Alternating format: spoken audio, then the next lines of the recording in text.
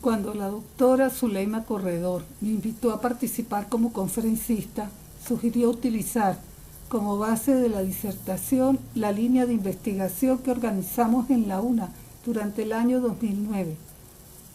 Teorías de la enseñanza, bases para la formación docente, la vida escolar, la producción curricular y la investigación educativa. Por esta razón, los temas de formación docente que sugerimos en esta presentación se han derivado tanto de las metas planteadas por el Programa de Naciones Unidas para el Desarrollo como de la experiencia personal profesional y de los problemas observados en nuestra realidad nacional. No son en forma alguna recetas, ni son temas fijos, son solo sugerencias que ustedes pueden profundizar o mejorar de acuerdo a sus intereses y experiencias. La conferencia internacional abordará el tema de la inclusión desde la perspectiva más global, contribuyendo a perfilar el deber ser. Las jornadas de investigación y el congreso virtual aspiran a generar reflexión y diálogo de saberes a partir de los retos y oportunidades que debemos enfrentar en la sociedad venezolana. Estos objetivos del evento están vinculados al objetivo 4 del Programa de Naciones Unidas para el Desarrollo, que apunta a garantizar una educación inclusiva, equitativa y de calidad, y promover oportunidades de aprendizaje durante toda la vida y para todos. A nivel global, Naciones Unidas establece que las causas de la falta de una educación de calidad en muchas zonas del mundo son la escasez de profesores capacitados y las malas condiciones de las escuelas. En los países en desarrollo, la matrícula en la enseñanza primaria alcanza el 91%, pero 57 millones de niños en edad escolar no asisten a la escuela. Más de la mitad de los que no asisten a la escuela viven en África subsahariana y 50% viven en zonas de conflicto. 657 millones de jóvenes en el mundo carecen de conocimientos básicos en aritmética y un nivel mínimo de alfabetización. En una perspectiva global teórica, nos corresponde contribuir para perfilar el deber ser de la inclusión, cruzando información sobre temáticas expertas en organismos y agencias internacionales como CEPAL y organizaciones nacionales. Encontramos aspectos que vale la pena analizar. En Venezuela actualmente tenemos las dos condiciones, tanto escasez de profesores capacitados, ya sea por la diáspora o por el abandono de la actividad docente para dedicarse a otras actividades más lucrativas, y tenemos malas condiciones en el funcionamiento de las escuelas.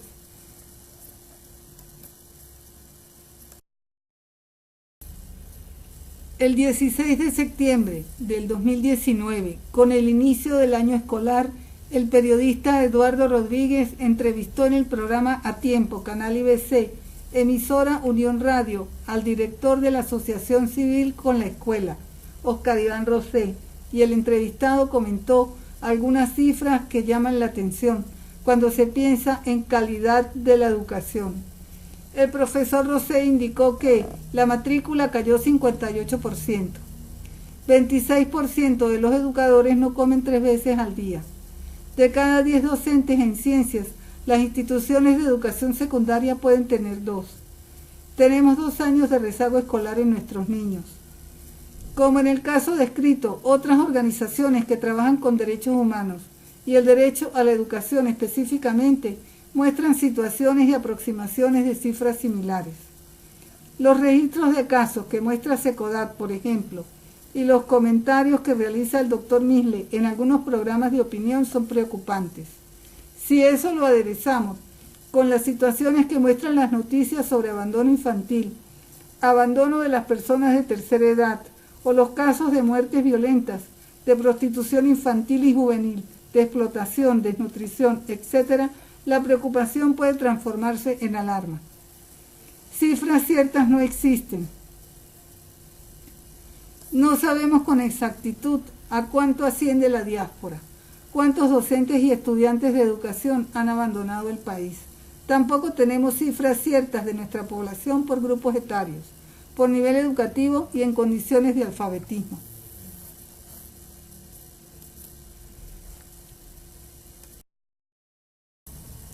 En el Observatorio Venezolano sobre Calidad Educativa, por ejemplo, se menciona el problema de las suspensiones por condiciones de servicios y otros problemas que se presentaron en el año escolar 2017-2018, problemas que se agravaron en el 2018-2019.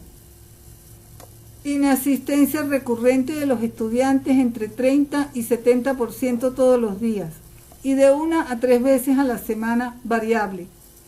Condiciones psicológicas y emocionales, restricciones, fallas, pérdidas familiares por violencia o abandono, indefensión, desesperanza, inestabilidad emocional, imposibilidad de mantener estructura de organización del tiempo y rutinas. Condiciones para el desarrollo del año escolar. Entre estas tenemos daños en las escuelas por fallas de servicios, a consecuencia de la delincuencia por vandalismo, en la reparación, reposición de equipos e insumos, en el balance de los equipos docentes y cargos temporales ocupados por personal sin formación docente, falta de una propuesta de planes con organismos internacionales.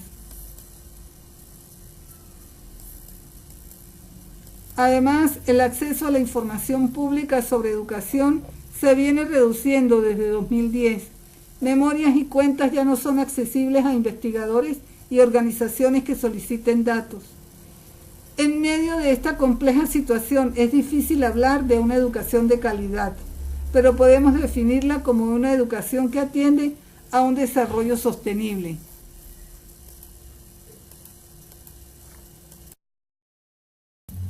Si la proyección teórica es a pensar en una educación de calidad para todos, significa proyectar una educación sin exclusiones. Y aquí cabe preguntarse, ¿quiénes tienden a ser excluidos en países con bajo índice de desarrollo humano como el nuestro? Casi siempre niños, jóvenes, adultos mayores y personas con discapacidad.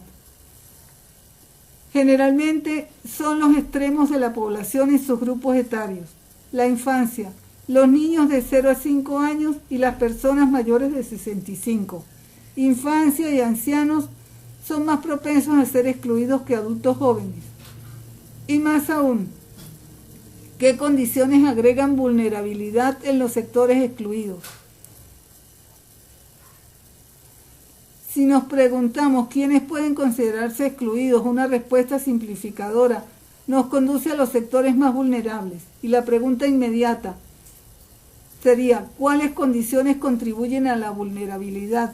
De manera general podríamos indicar el género, en algunas sociedades, no en todas, el nivel educativo, el ingreso bajo, la familia desintegrada, la clase social en algunas sociedades, la edad y la discapacidad.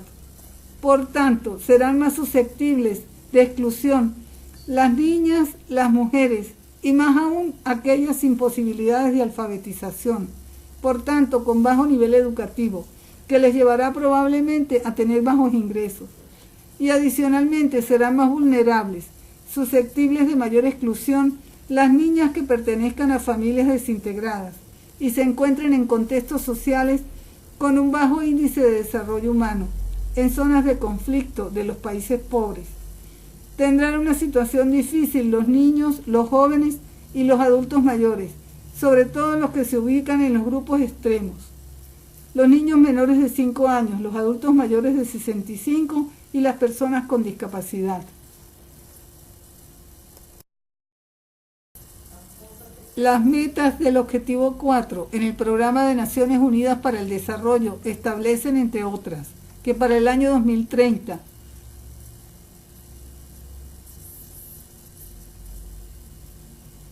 que todos los niños y niñas tengan acceso a servicios de atención y desarrollo en la primera infancia y educación preescolar, es decir, todos los niños y niñas estén preparados para la educación primaria. Todos los niños y niñas terminen la enseñanza primaria y secundaria.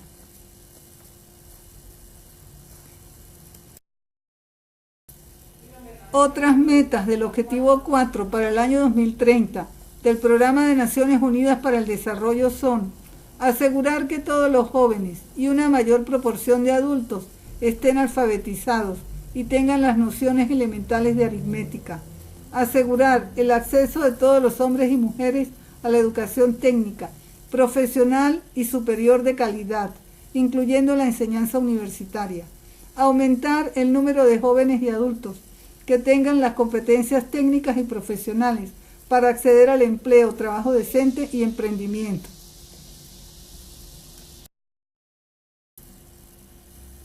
Metas adicionales para el año 2030 del Programa de Naciones Unidas para el Desarrollo que resultan importantes para esta exposición son: eliminar las disparidades de género para las personas con discapacidad, los pueblos indígenas y los niños en condiciones de vulnerabilidad.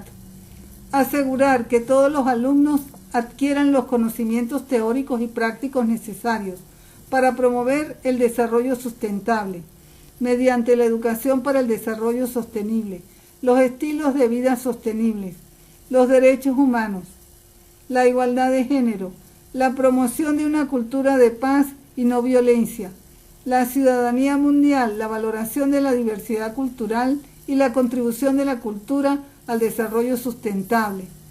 Construir y adecuar instalaciones educativas que tengan en cuenta las necesidades de los niños, personas con discapacidad, las diferencias de género y promuevan sistemas de aprendizaje seguros, no violentos, inclusivos y eficaces para todos.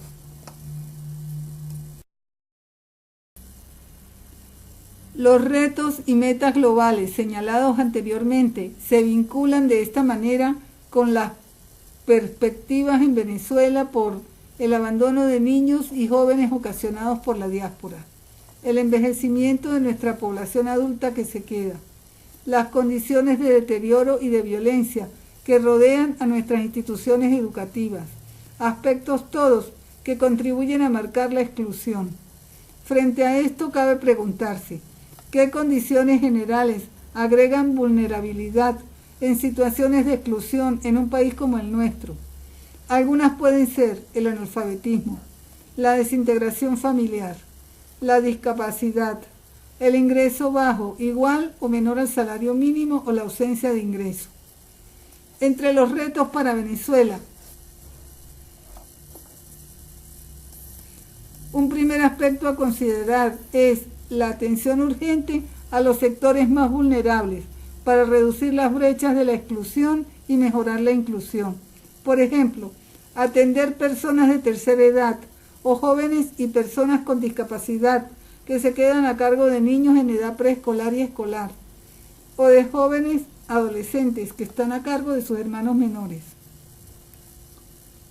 En el perfil del deber ser global aplicable a Venezuela, necesitamos construir una educación que incluya a niños, niñas, jóvenes, adultos mayores y personas con discapacidad. Una educación para reducir las condiciones y las brechas que aumentan la vulnerabilidad.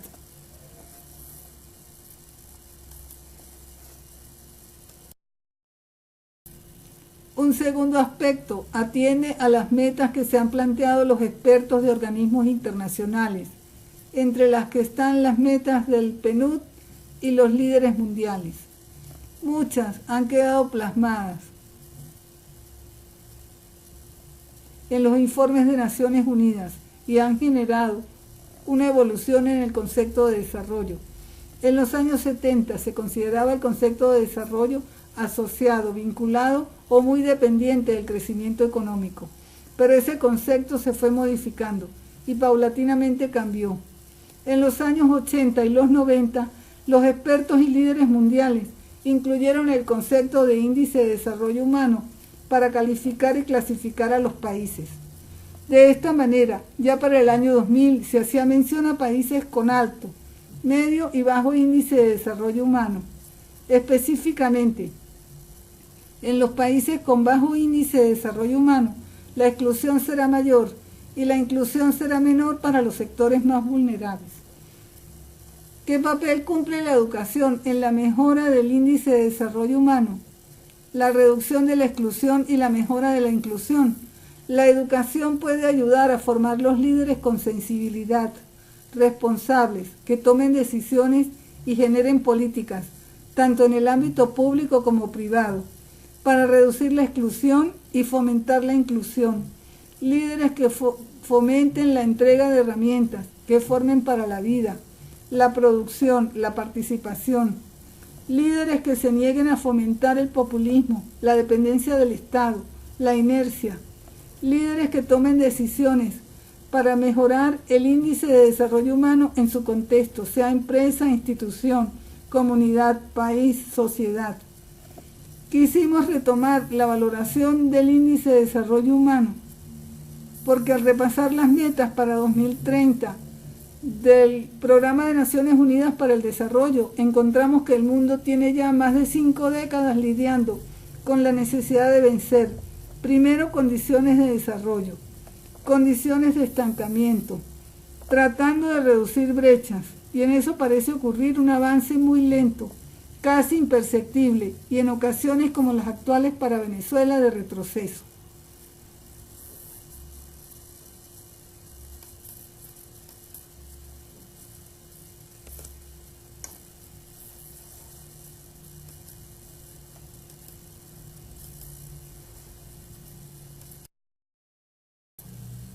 Todo lo expuesto nos lleva a preguntarnos sobre lo que podemos aportar desde la formación docente, los temas que debemos incluir en los pregrados y posgrados. En las sociologías de la educación y las psicologías habría que definir las temáticas y las problemáticas de investigación que permitan abordar las secuelas que nos están dejando los problemas actuales.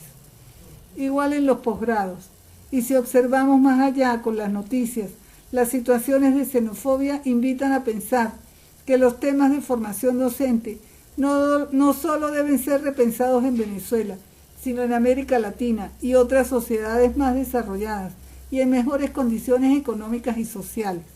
Así, los temas posibles para la formación docente que contribuyen a fomentar inclusión en el aula, en la escuela, en el trabajo con la comunidad y en distintos contextos pueden ser: formación para el liderazgo, formación para las actividades productivas, aprender un oficio, capacitar para el emprendimiento, además de formar para avanzar en los niveles educativos, formación para el voluntariado, colaboración y participación en organizaciones sin fines de lucro, grupos existentes en las comunidades, instituciones, empresas.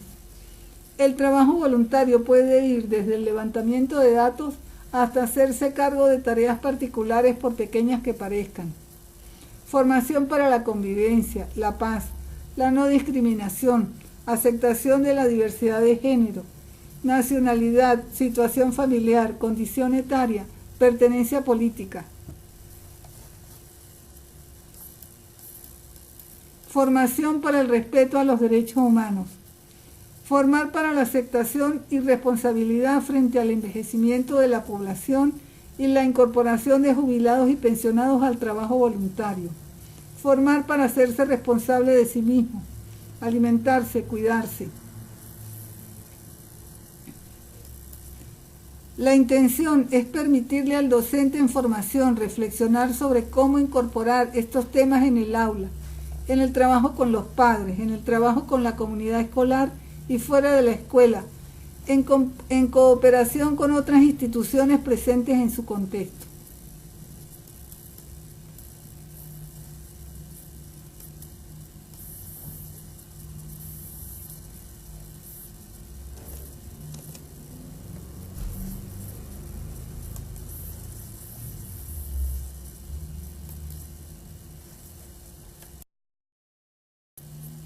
Podemos visualizar así que hay dos tipos de temas o formas de abordarlos.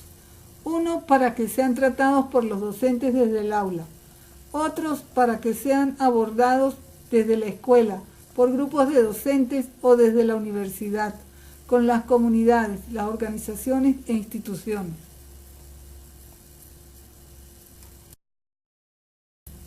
Para concluir, necesitamos abrir los espacios curriculares e instruccionales en la formación docente que permitan abordar esos temas y problemáticas de investigación.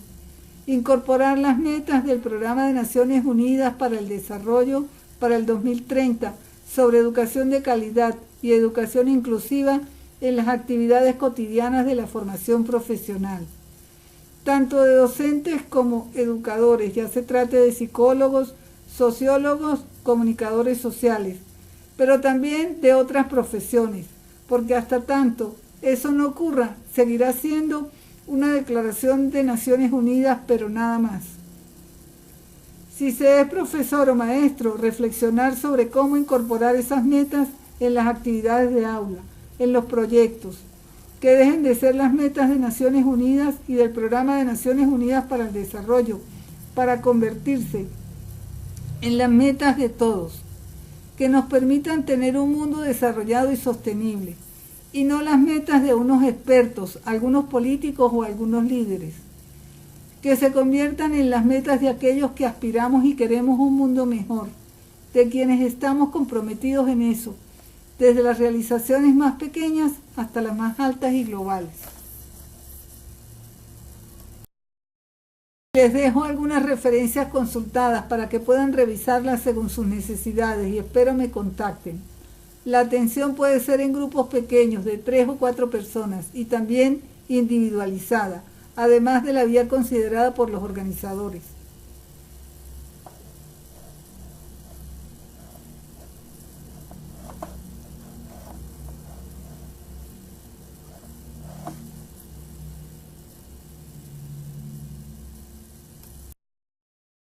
Agradezco que me hayan invitado a participar en representación de nuestra institución, la Universidad Nacional Abierta de Venezuela.